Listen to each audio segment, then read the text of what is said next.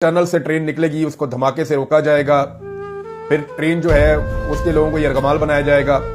फिर जो किया गया वो क्या था, पहले धमाका होता है जो हम एनी शाहिदीन बता रहे हैं, धमाके के बाद ट्रेन रुकती है और वो जो फायरिंग का वाकया बताया जाता है लगभग 50 मिनट का, वो फायरिंग इसलिए हो रही थी कि वहां पे 7 ऐसे लोग मौजूद थे जो मुसल्लह थे हुकूमत की जानिब से, पुलिस और एफसी।